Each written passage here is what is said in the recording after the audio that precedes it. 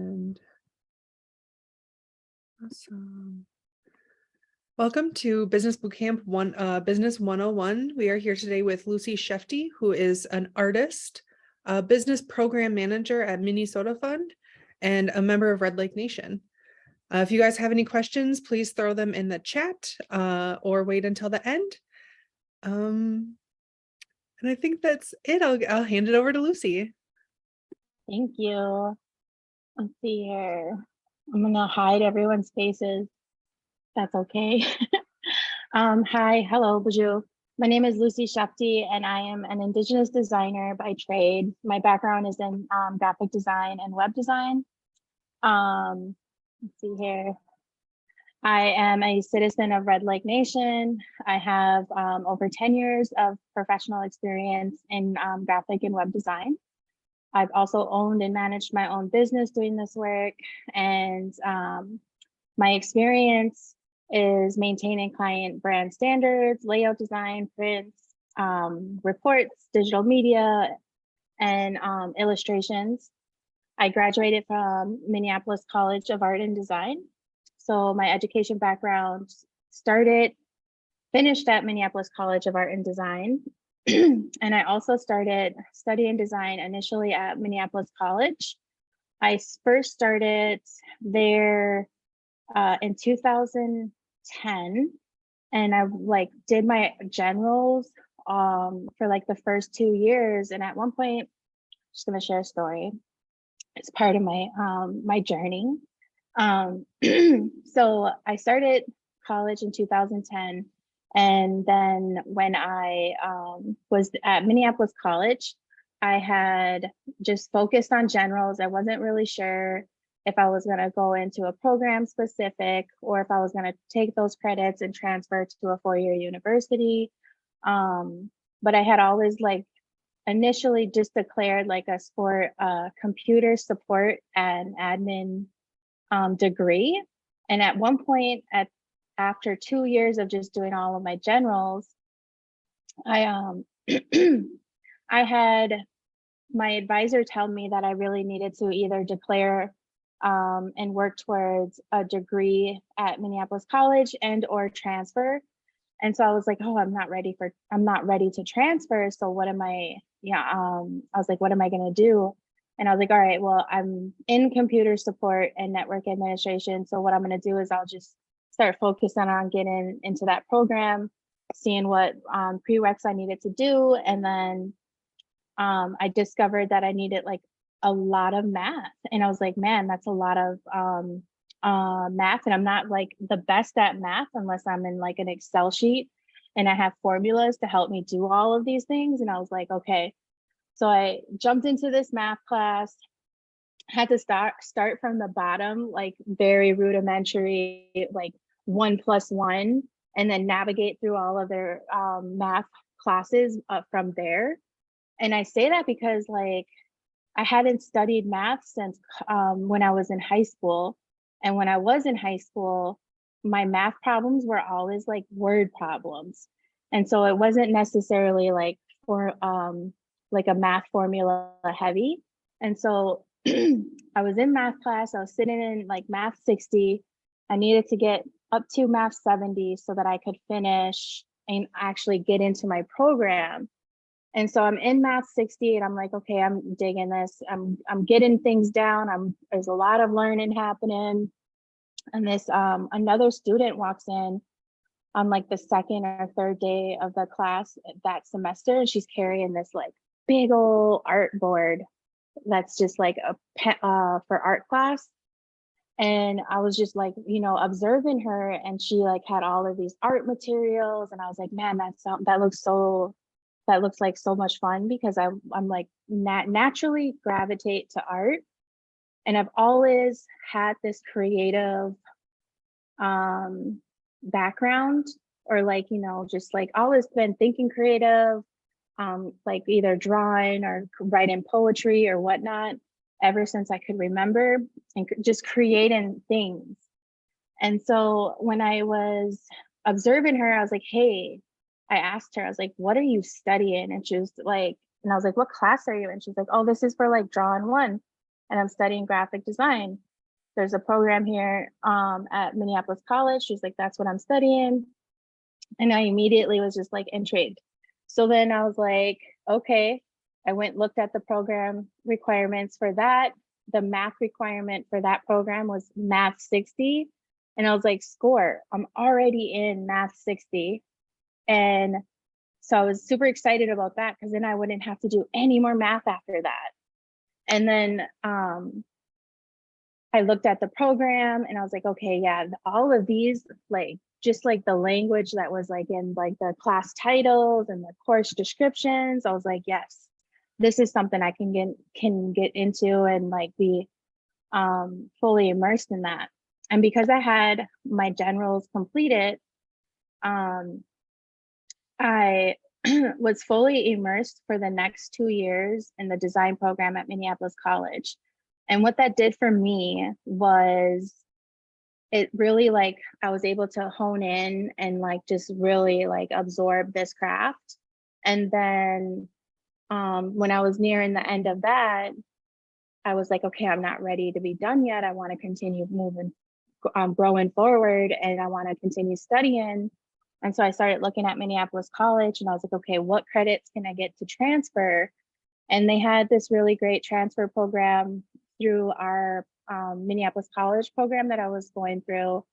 And I was able to transfer 51 credits. And I was like, okay, that's like really great. And I had to go and talk to like department chairs at MCAD and advocate like this class applies for this course. These two classes combined like suffice this other course. So like I really in that moment like learned how to advocate for myself and like really just like, you know, sell like what I already know and how I can move forward into this degree for advertising at this new college. And so I felt successful in that. And that was like a small defeat for myself. And then since then, I've been working in nonprofit. Right now, I'm currently with Minnesota Fund and I'm our business program manager. So I'll shift kind of into that focus now. I've been doing this work with Minnesota Fund for the last 2 years, since early 2020, right before COVID. And for my business program manager role, I've kind of really redesigned our program with the help of Minnesota Fund and our organization, and really kind of reimagined like how we approach this work and how we create this impact with Native entrepreneurs in the metro area and further into the state. And so I've been really excited about this work too, because it's something that I am passionate about, helping other business owners and indigenous entrepreneurs in navigating that first step, or how to like retain their businesses, or even like simple technical assistance with like filing through the state or setting up a EIN number. And I'm like, you know, this is stuff like I've learned along the way with my own journey as a freelance graphic designer and formalizing my business. And so like just to be here as like a support means for others is just really, it means a lot to me. Okay. My Indian name is Babwachi Poisance, and how I like to think of that, how that translates is the one who walks her own path. And that resonates with me because I always feel like I've been on this journey and I've always like strayed from the common path of like what is the norm. And I've always kind of like been on my own and have been like a free like solo kind of spirit, I guess you could say. And I was just like, we had our Ojigan fellowship just this week too. And there was a gentleman in our fellowship who was like, well, its literal translation is little big woman. I was like, well, you know, I am short and I am a big girl, so that resonates too. So, I mean, that's just a little funny tidbit. This is a graphic design motif that I did with a Dakota artist and friend that I studied with at MCAD. We were tasked to create this motif, and we kind of like did like an Ojibwe Dakota floral fusion for this, and then we used it in a layout. Thank you. Okay. All right, so I was gonna start with intros, but I guess we're saving this stuff for the end. So I'll just skip this slide. And we'll talk about what your business ideas. And one of the things that I like to ask our participants are, what are the 2 most common mistakes that new entrepreneurs make? Let's see here. And the first thing is they spend too little time thinking about their idea. And let's see here. So what happens when you have a brainwave and you're like, okay, this is what I'm gonna do? Did you plan and refine your idea, or have you given it enough time? If so, if you spent time giving your business ideas time, you are thinking about it, you're reflecting on it, and you are seeking feedback from others, you want to start by researching and continuing to do research all along the way, because there is always an opportunity to continue to learn. And you want to think about your market and learn about your market and what's already out there in the market.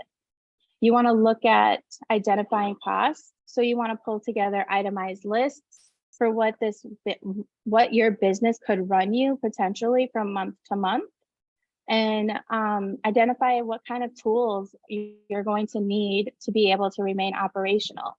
For instance, you know, going back to my freelance work, I need a computer, I need design software.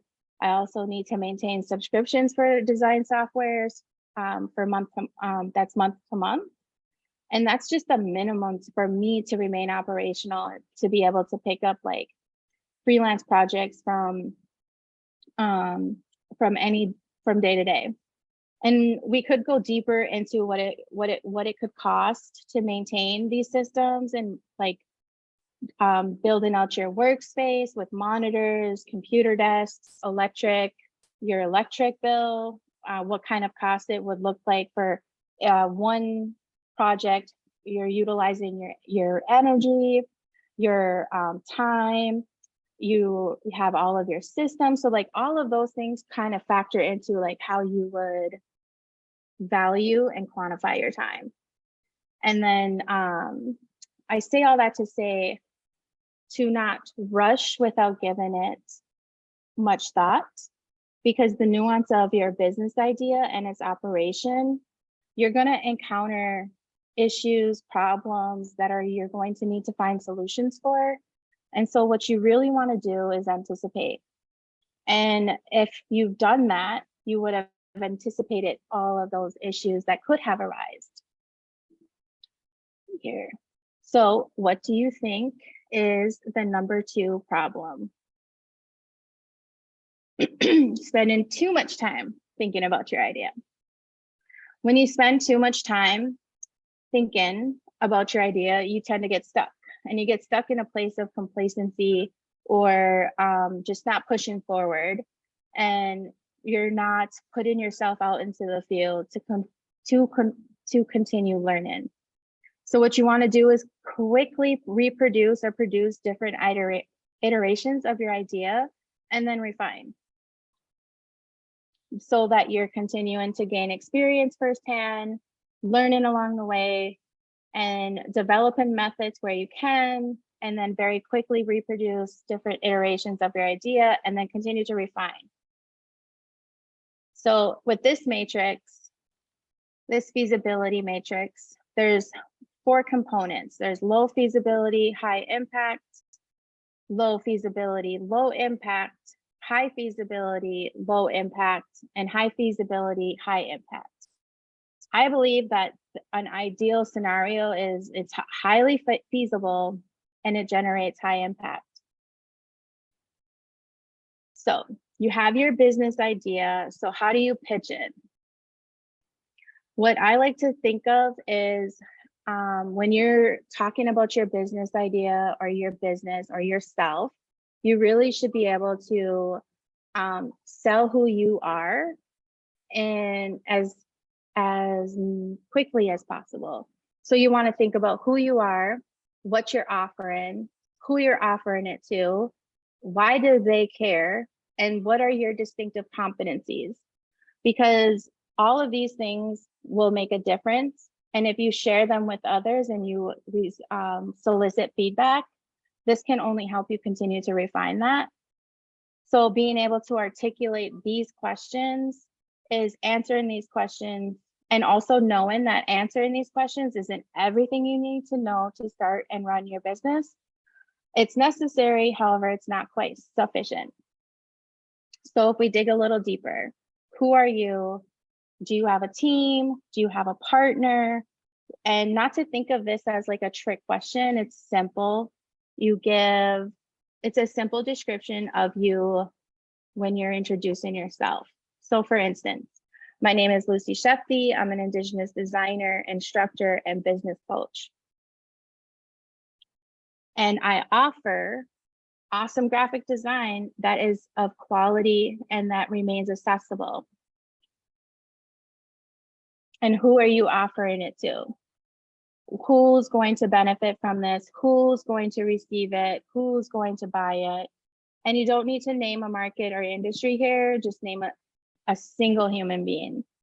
And so I wrote small business organizations that would benefit from accessible graphic design, specifically seeking out Indigenous perspective. Why does that person care? What value or benefit does the person you're offering it to see in it? Why do they care? What will motivate them to support it? And what will make them implement and support and not resist? So for me, they value good design because they're looking for that quality with a professional touch. And so I say professional touch because I have the technical training background. I have the repetitive year after year, consistent experience where I'm continuing to grow as an artist and refining my craft as a designer. And that goes into say that these are my distinctive competencies because overall, I'm a tech savvy person. My technical skill sets paired with design education and background are profound in a level of the deliverables that I give to my clients. So this is why we seek the top right corner of this chart. We're seeking high impact and we're seeking high feasibility. So if you wanted to get started with your business, Minnesota Funds, I kind of like hashed out a launching a business checklist. And what goes with that is you identify your business name, you want to get it registered with the state, and then there's steps below in my checklist to how you can, how to set that up and do that. Or recently I've been doing it for our clients where I have them come in, we talk about their business name, we talk about how to keep their business name very succinct and what to stay away from, what to avoid. And then just getting it registered based on the type of business that they need, and then understanding that type of business. And then I also help them get their employee identification number set up. And so that's more of an intimate personal session because it requires the connection of your social security number to your IEN that's connected to your business that should have been filed with the state, such and such. And then I help them set up their initial W-9 forms if they are interested in trademarking. Can you guys see the screen I just opened up? Hannah? Yes. Yes. All right. So this is a more and developed list. So after a W-9, then we talk about maintaining a business checking account, because after you've registered with the state and you've set up your EIN, sorry, acronyms are so hard for me. Then you want to be able, you can take that information and you can go to your preferred bank and you can set up a business checking account.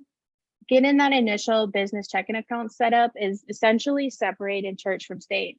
So like, when I say that, I'm saying it's separating your personal liability from your business and your money, because you're keeping those things separate. And then if you need help identifying what type of general liability insurance you would need, there's links to help support and inform that. So like there's a few instances where miscellaneous insurance or just general liability insurance.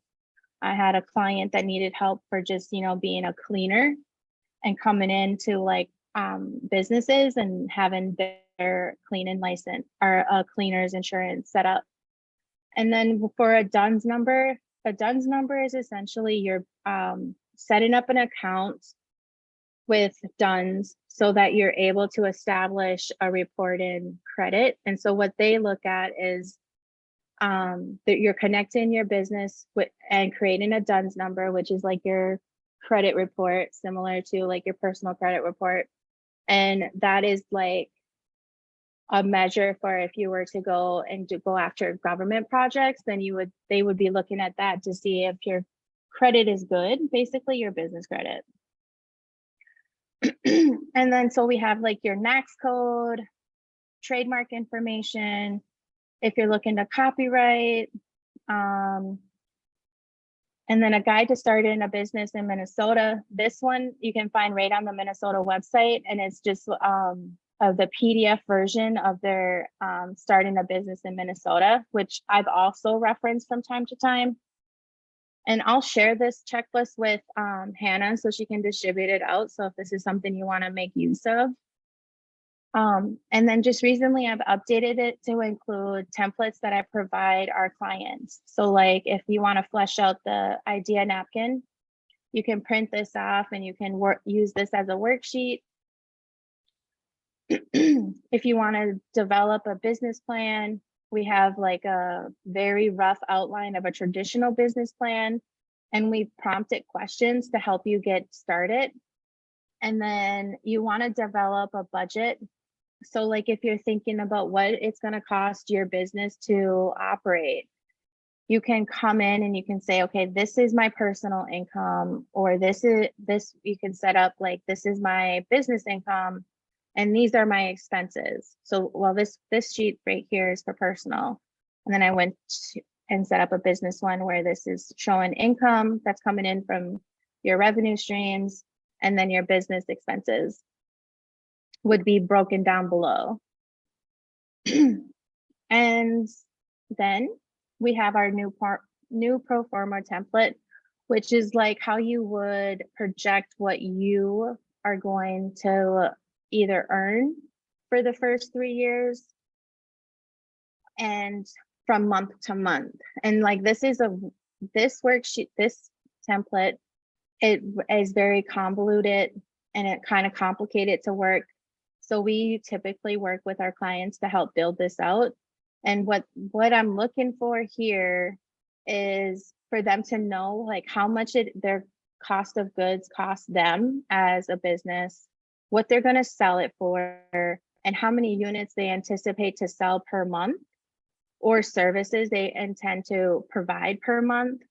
And then it informs this spreadsheet over here where it's saying, okay, well, we have one category with one product, and it's got this formula up here where it's saying price list sales times the rate.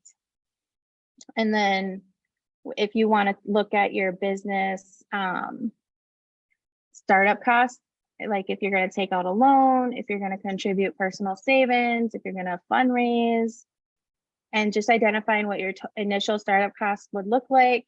and then how you're going to break out and spend that based on what you need. Okay, so, and I also included a business model canvas, which is what I found out that most lenders are looking at. So it's like a simplified talk about your key partners, activities, value proposition, customer relationships, and answering all of those questions.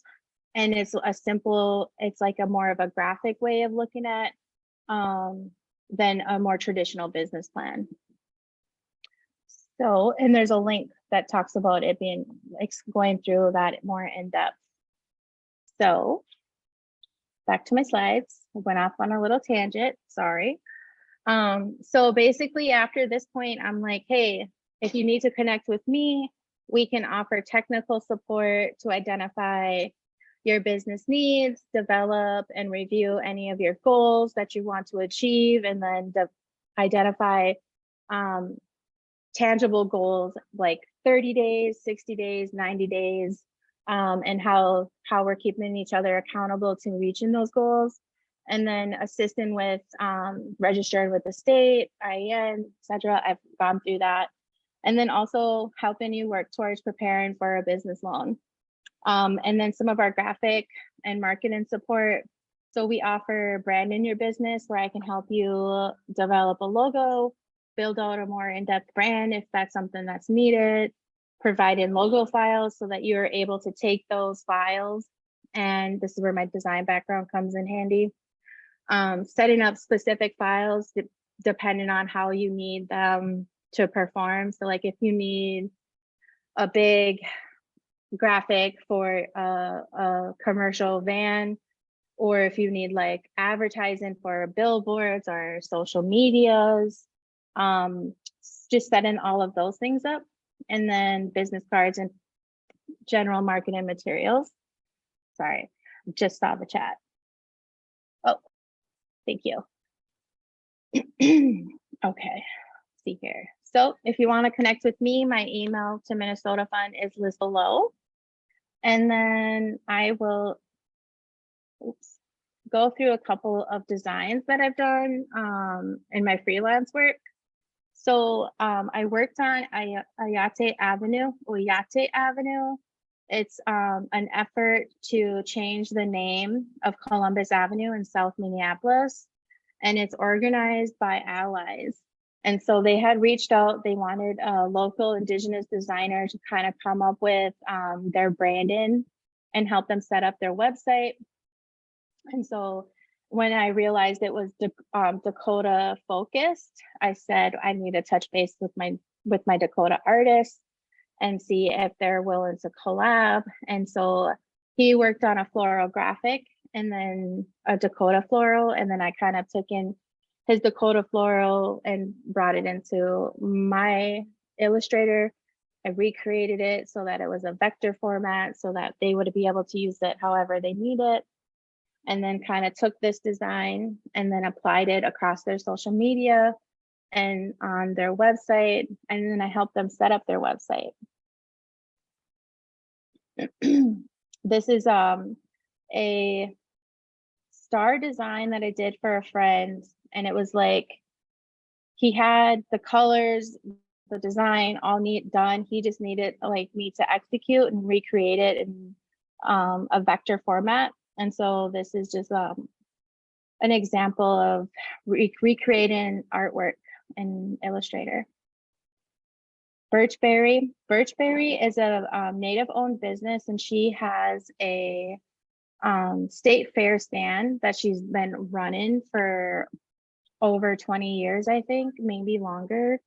And so she came through Minnesota Fund and was really looking to really figure out how to get her sales online, especially in the cusp of a pandemic where the state fair wasn't going to be going that year because of COVID.